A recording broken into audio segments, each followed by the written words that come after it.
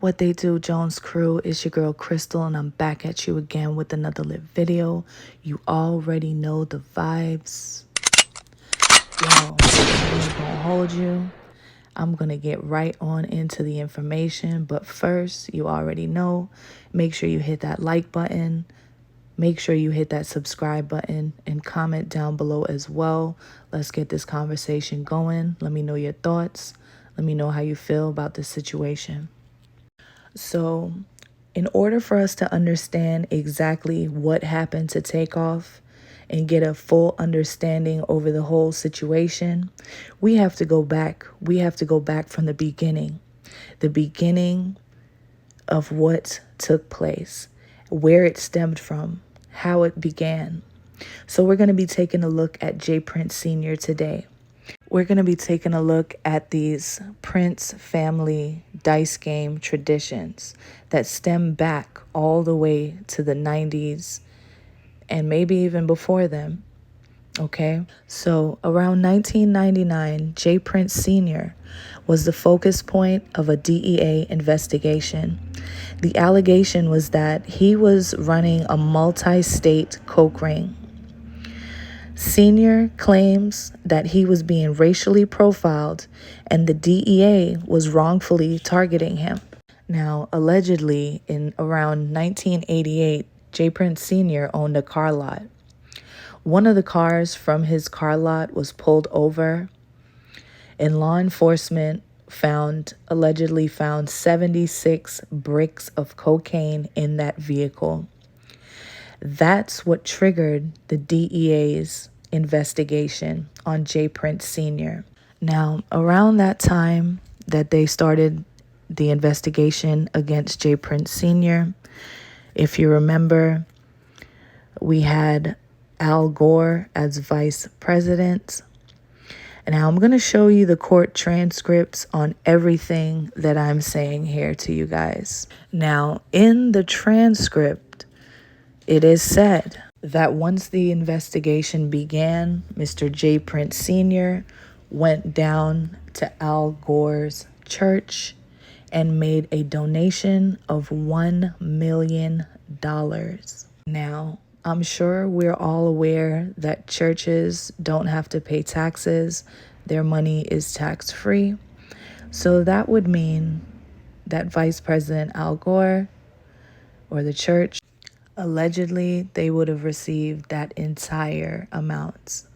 So in the court transcript, the DEA claims that after the $1 million donation was made to Al Gore's church, Representative Maxine Waters of California with the USA Attorney General Janet Reno intervened and shut the case down, closing any and all investigations and allegations against Mr. Prince Sr. Now, their defense was that he was being racially profiled and that he was being harassed by the DEA. So, after receiving the $1 million donation and Maxine Waters of California, Representative, and U.S. Attorney General Janet Reno had shut the case down, allegedly, people started losing their jobs at the DEA and getting arrested. Okay. The DEA stated now they're singing a new tune, stating that it was almost impossible to infiltrate the Fifth Ward between 1992 to 1997, when they were finally successful in recruiting several informants from the Fifth Ward. The DEA were able to arrest and indict 20 Rap-A-Lot associates. Now, if you don't know what Rap-A-Lot is, it is the record label that J. Prince Sr. founded and owned. Now, Attorney Janet Reno then opened an internal investigation against the DEA, where she was able to convict the very same agent that was lead investigator in the trafficking case targeting J. Prince Sr. Is that a coincidence? I don't know. Let me know. Drop a comment. Let me know if you think this is all a big coincidence.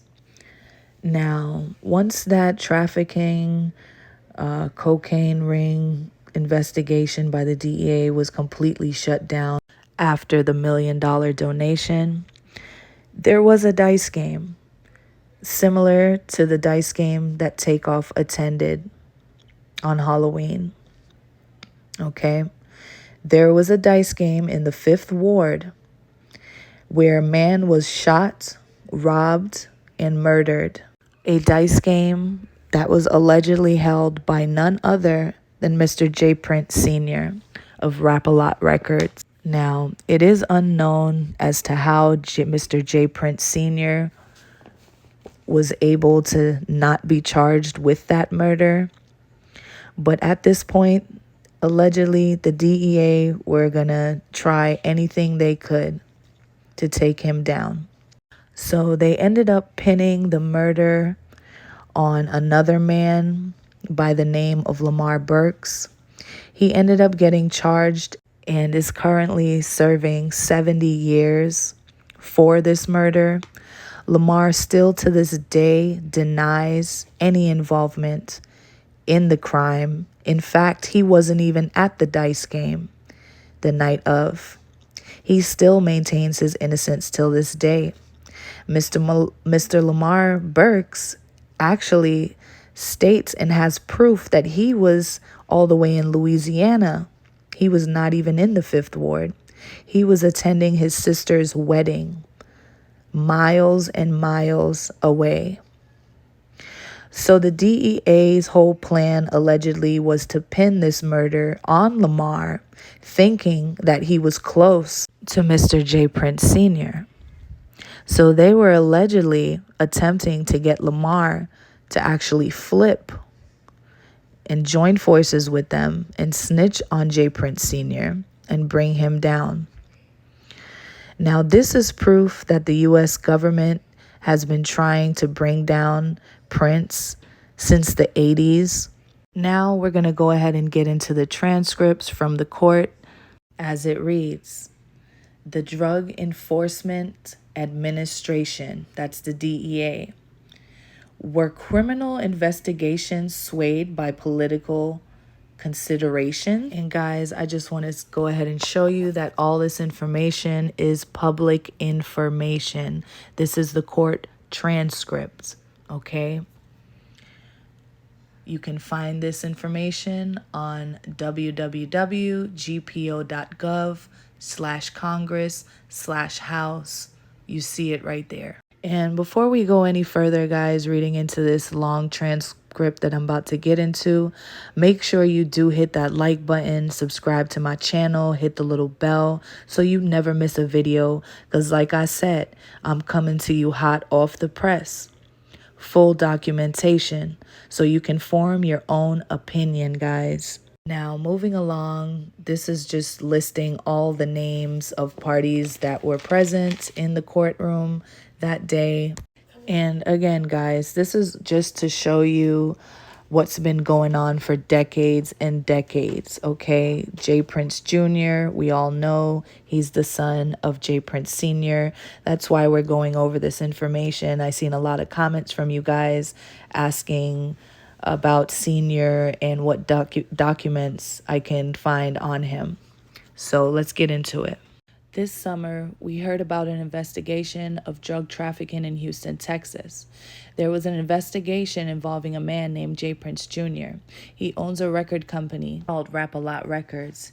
He and his associates were believed to be large-scale drug dealers. This investigation produced more than 20 convictions. There were allegations that political pressure was brought to bear, and the Drug Enforcement Administration killed the investigation. So we asked the DEA for a briefing. In July, the staff was briefed by the head of the DEA's Houston field officer, Mr. Ernest Howard.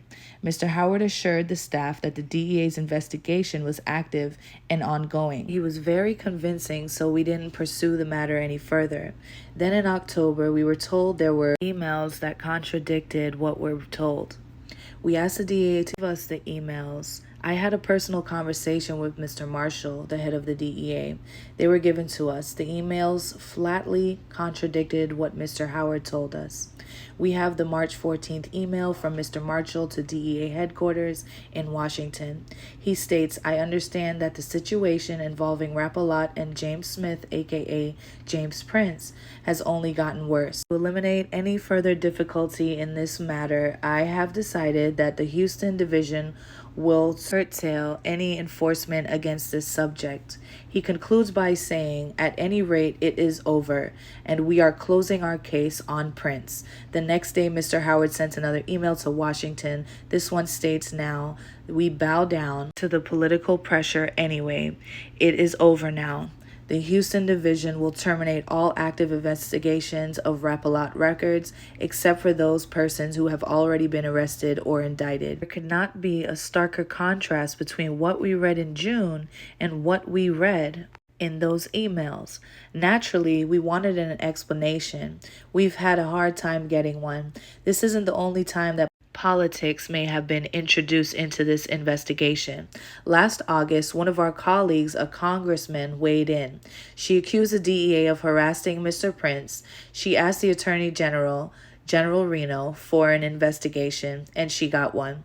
Within a month, the DEA had removed the lead agent, Jack Schumacher, from the case and started an internal investigation of him.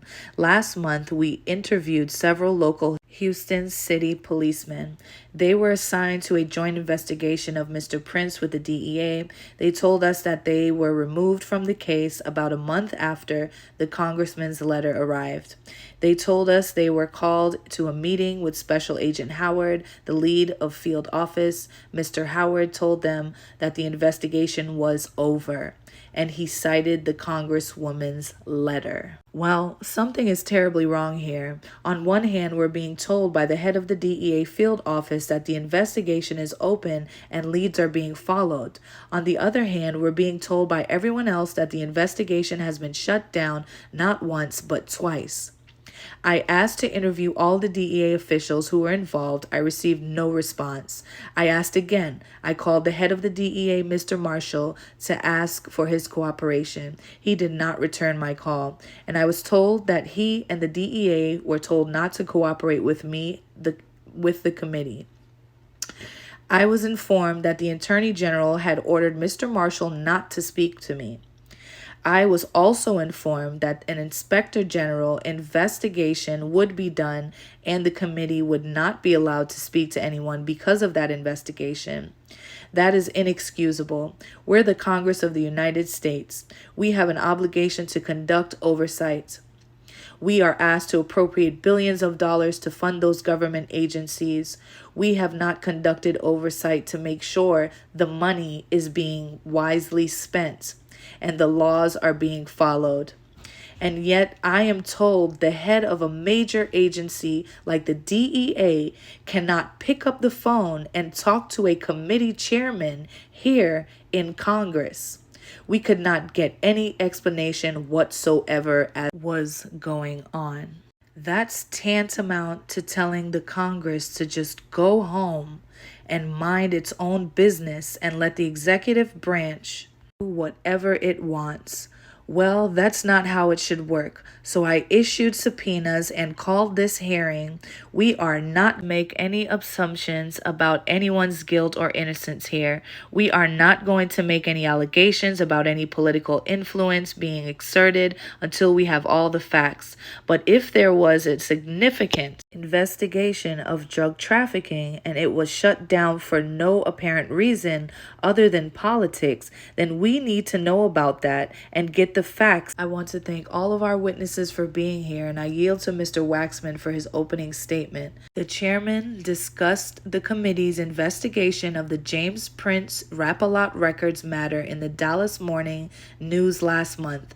He said that the Department of Justice is purposely interfering with the committee's investigation.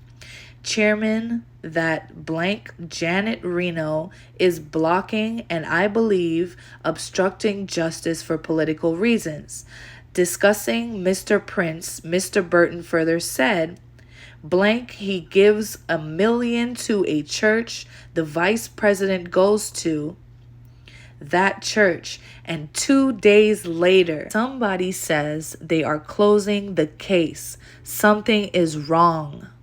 They are blocking us because I think they're afraid that this might be an embarrassment to the vice president. So there you have it, guys. Those are the facts, black and white, court transcript from the court date, that date, speaking on J. Prince Jr. in regards to him giving $1 million to the vice president's church. And then 2 days later, the investment was completely closed without a question, leaving the DEA full of questions, no answers given to them at all. So there you can see the power that J. Prince Sr. has. You can see the power that he holds with his money. Now we're going to get into the footage of the dice game from 1997. But before we do that, guys, make sure you hit the like button, subscribe, hit the bell, drop a comment. Let's get into it. New tonight at 10 o'clock, it was a 1997 murder case that didn't get that much attention at the time. A neighborhood dice game ending in gunfire. Well, more than 20 years later, there are new questions about the investigation and the man convicted of the crime. Channel 2 Investigates discovered a federal agent involved in the case is now in trouble for lying, and someone else has come forward claiming he was one of the triggermen. Tonight, Channel 2's Brandon Walker lays out the new evidence in the case in a Channel 2 News exclusive, and he has a prison interview with the man who has maintained his innocence for more than 2 decades. 911, what's your emergency? An emergency spilled about a Fifth Ward parking lot. A dice game believed the beginning of what would be Earl Perry's final moments. A dice game, the focal point of one deadly dilemma. Mr. Burks, how are you? One for which Lamar Burks has done hard time. Nearly 19 years for murder. Convicted of a crime Burks says he didn't commit. Couldn't have committed, he insists. Did you at all even know Early Perry? No. Never seen the guy, never met him a day in my life. June 30th, 1997. The parking lot of T's Restaurant, the scene. The after-hours spot for food after a night out across Cavalcade Street at Mr. A's Club. That's where a group stopped by for a dice game, Earl Perry among them, and after a disagreement, bullets flew. Perry was shot 3 times, according to his autopsy, the fatal blow to the back. Where were you? Well, I was in Louisiana, en route to my sister's wedding. Burks's alibi hasn't changed since his first arrest, shortly after the killing, although prosecutors eventually dropped the charge after their sole witness said it was a case of mistaken identity. So how did they circle back to Burks? Seems a larger, more complex tale strings that together. Burks claims a crooked DEA agent locked him up. Now others who say they were there that early morning support his claims. Had you heard of Chad Scott and Jack Schumacher prior to your case? Sure, I mean, their names were in the street, you couldn't, especially in the hip-hop community. All right, guys, so there you have it. I'm not going to play the audio on this footage because they are playing a lot of music and I don't want to get copywritten, but feel free to go ahead and look that up on your own. 1997 Rap-A-Lot Records, dice game, shooting. I believe his name is Lamar Burke, if you want to go ahead and look that up. But they go on to continue to discuss about Rap-A-Lot Records. There you can see the agent right there that was indicted after J. Prince Sr. made that $1 million donation to Vice President Al Gore's church, followed by representative of California State and also the Attorney General, Janet Reno, closing the investigation that the DEA had open on Mr. J. Prince Sr. Okay, guys, so there's all the information right there. I hope you enjoyed it. I hope this brought some type of understanding to what Takeoff was facing, what he was up against. He is up against a big, big machine, a big, big organization that can't even be brought down by the United States DEA. Okay? just to give you an understanding of what's going on. But guys, I really hope you enjoyed this video. Don't forget to hit the like button on your way out. Drop a comment. Let me know what your thoughts are on this entire situation. And also, don't forget to subscribe and hit the little bell so you never miss a video, because every time I come, I'm coming hot off the press. And let's not forget, Mr. Lil Cam has a court date today. He already had that court date. It was set for this morning at 8:30 a.m. So I'm going to go ahead and check on that for you guys. And then I'll make another video later about that. But I hope you guys enjoy your day. Be safe, stay woke, and I'll see you next time. Bye-bye.